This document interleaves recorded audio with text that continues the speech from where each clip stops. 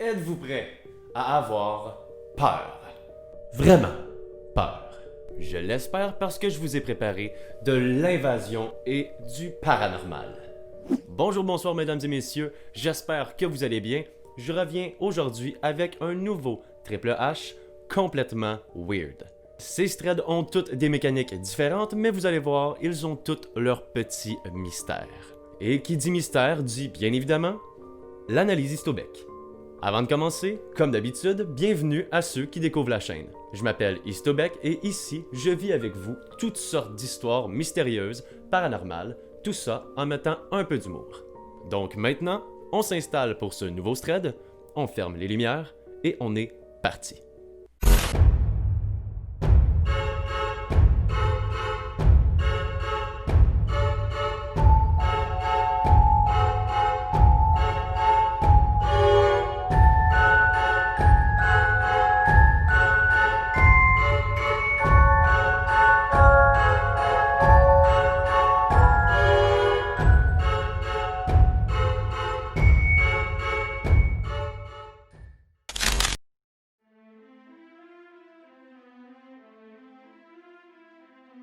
Pour débuter cette analyse, Marie, une jeune fille récemment majeure, nous raconte son histoire. À ses 21 ans, Marie décide de quitter le nid familial pour partir en appartement avec son meilleur ami, Jim.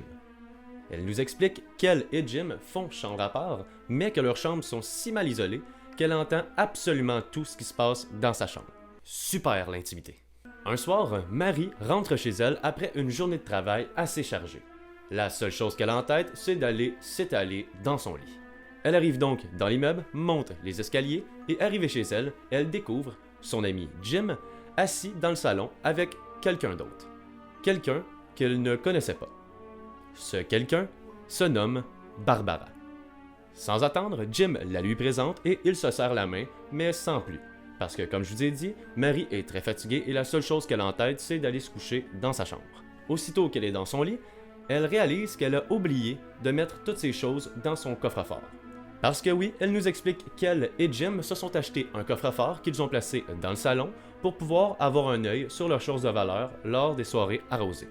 Je sais pas si c'est juste moi, mais si t'as besoin d'un coffre-fort pour cacher tes choses, change de cercle d'amis. C'est aussi simple que ça.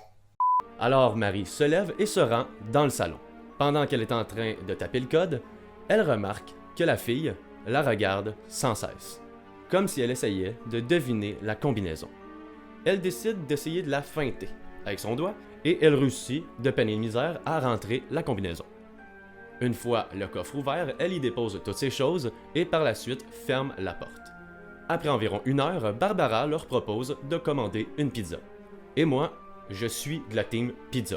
Il n'y a absolument rien de mieux qu'une pizza, donc si tu me proposes d'en acheter une, je penserais que c'est juste gentil. Mais vous allez comprendre. Marie explique donc au groupe qu'elle connaît un très bon restaurant pour des pizzas, mais Barbara insiste pour la commander elle-même. Barbara va donc dans la chambre de Jim et commande la pizza. Souvenez-vous, je vous ai dit que les murs dans les chambres étaient excessivement minces. Donc, Marie entend absolument tout ce qui se dit dans la chambre de Jim. Alors qu'elle est posée dans sa chambre, elle décide de tendre l'oreille pour écouter Barbara. Barbara parle d'une voix basse, mais Marie réussit à discerner quelques mots. Bon moment, portée de main, minuit, voix libre. Des mots qui peuvent avoir toutes sortes de sens, et c'est exactement ce que Marie va penser. Les personnes qui ont un esprit assez grivois vont comprendre ce que je veux dire. Donc à ce moment, elle se pose pas trop de questions, et après environ 45 minutes d'attente, la pizza arrive enfin, et nos amis peuvent s'installer pour manger. Après le souper, Jim et Barbara décident d'aller dormir. Mais Barbara veut absolument aller fumer avant que tout le monde aille se coucher. Donc, les amis décident de sortir et se rendent en bas de l'édifice. Petite chose que Marie nous explique, arrivés en bas, ils ont une vue imprenable sur leur porte d'entrée. Ça a l'air de rien, mais c'est important pour l'histoire. Ils restent là pendant une trentaine de minutes et à un moment, Marie se retourne et croit voir leur porte se refermer. Elle se dit qu'il faut rester calme, que c'est sûrement ce qu'elle a fumé et qu'elle est peut-être un peu trop paranoïaque.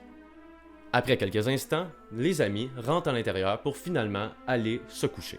Mais encore une fois, juste avant d'aller dormir, Barbara dit qu'elle file pas et qu'elle a besoin d'aller dormir chez elle. Donc Jim, qui est une très bonne personne, lui offre d'aller la porter chez elle et elle accepte automatiquement. Quand Jim et Barbara quittent, Mary décide de retourner dans sa chambre pour jouer à la console. Après environ une bonne dizaine de minutes qu'elle joue, elle entend un gros bruit sourd, comme un coup dans le mur. Elle arrête donc sa partie, enlève les écouteurs et essaie d'écouter. Après quelques secondes, elle entend un second coup. C'est à ce moment que Mary se met à angoisser. Elle regarde l'heure et se rend compte qu'il est minuit pile. Et elle se rappelle aussitôt ce qu'elle a entendu de Barbara. Alors qu'elle est en pleine réflexion, elle entend un troisième coup, mais cette fois-ci encore plus fort que les précédents. Elle prend donc son courage à deux mains et se dirige vers le bruit, ce que je n'aurais pas du tout fait, pas du tout, et appelle son meilleur ami, Jim, pour lui expliquer ce qui se passe. Le téléphone décroche sans attendre et Mary essaie de lui expliquer ce qui se passe. Mais Jim l'interrompt et lui dit aussitôt de sortir de l'appartement parce que quelqu'un essaie d'entrer. Et poursuit en lui disant qu'il vient de découvrir une conversation texto sur le cell de Barbara dans laquelle leur adresse était inscrite. À ce moment, Mary a une poussée d'adrénaline et court vers l'armoire du salon. Arrivée face à l'armoire, elle se rend compte que les coups viennent bel et bien de cette place. Et à ce moment, un quatrième coup se fait entendre, mais tellement violent que l'armoire tombe vers l'avant.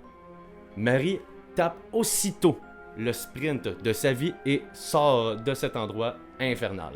Arrivée à l'extérieur, elle prend tout de suite son téléphone et appelle la police. 2 minutes plus tard, ils étaient là.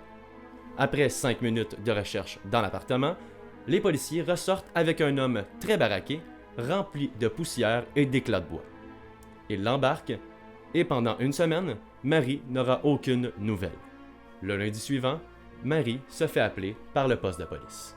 L'agent lui explique que Barbara était venue comme éclaireur, pour par la suite appeler son petit ami, qui était probablement l'homme qu'ils ont trouvé dans leur plafond, et qu'ils viennent voler tous les objets de valeur vers minuit. Donc il lui explique dans le fond que tout était organisé et que s'il n'avait pas appelé la police, qui sait ce qu'il lui aurait fait. Après cette histoire, Mary nous explique qu'elle est retournée habiter chez ses parents. Et la seule chose que je peux dire là-dessus, c'est que je comprends tout à fait. Parce qu'elle a eu le courage de se rendre vers le bruit, mais moi, j'aurais couru, c'est simple de même.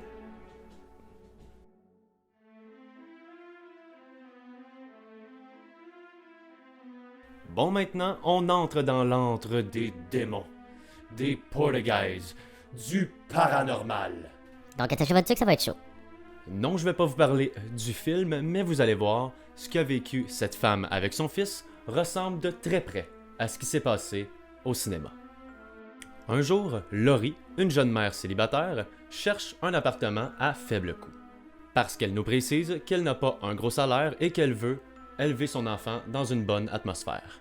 Après quelques semaines de recherche, elle tombe sur le jackpot.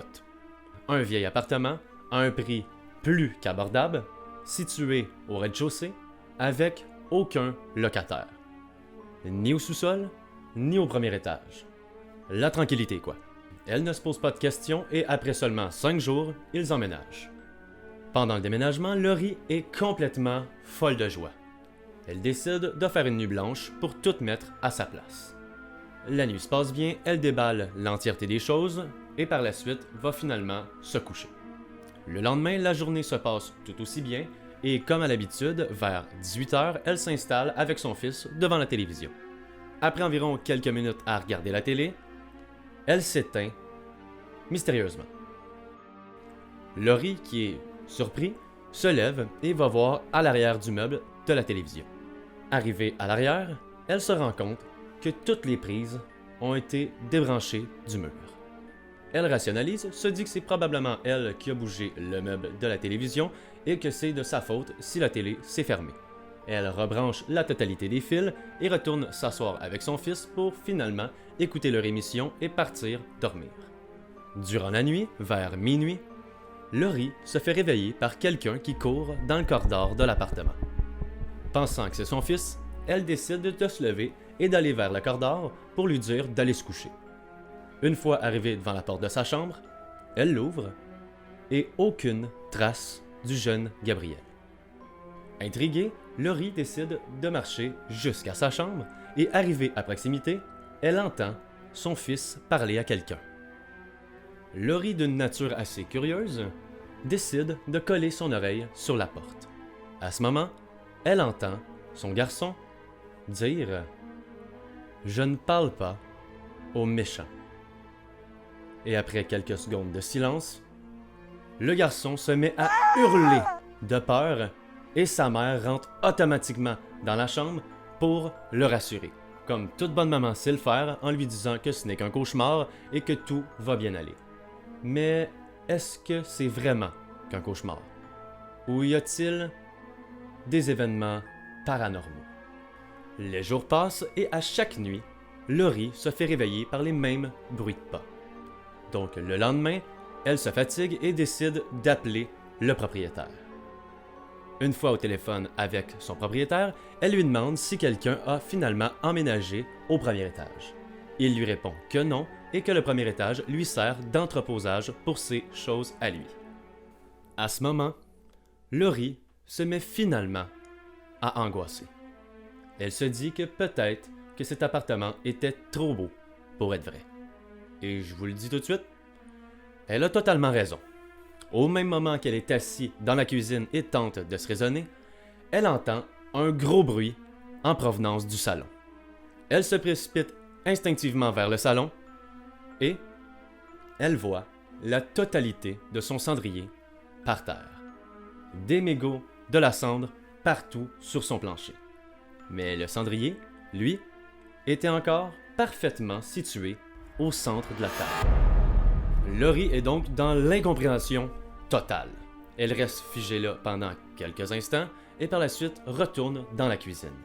Et c'est à cet instant qu'elle va voir la chose qui va clore cette histoire. Et son bail, bien évidemment. En rentrant dans la salle à manger, elle découvre toutes les armoires de sa cuisine grandes ouvertes. Exactement comme dans le film Activité paranormale. Laurie se met donc à courir vers la chambre de son fils, attrape son fils Gabriel et sort de l'appartement le plus rapidement possible. Après ces événements, Laurie nous explique qu'ils ne sont jamais retournés dans cet appartement. Et je suis tout à fait d'accord avec son raisonnement, tu quittes et tu ne reviens jamais. Parce qu'on aime toute activité paranormale, mais en film. Parce que en réel, c'est vraiment trop creepy. Bon voilà, mesdames et messieurs, l'analyse est terminée. J'espère que ça vous a plu. Si oui, abonnez-vous et mettez un like. C'est gratuit, c'est rapide et ça l'aide énormément la chaîne. Comme je vous dis à chaque fois, je vais revenir très vite avec du nouveau contenu et si vous voulez, vous êtes libre de m'écrire en commentaire des sujets à me proposer. Alors maintenant, je vous dis hasta luego les amis. Et n'oubliez pas, grâce à vous, Histobec, ce n'est qu'un début.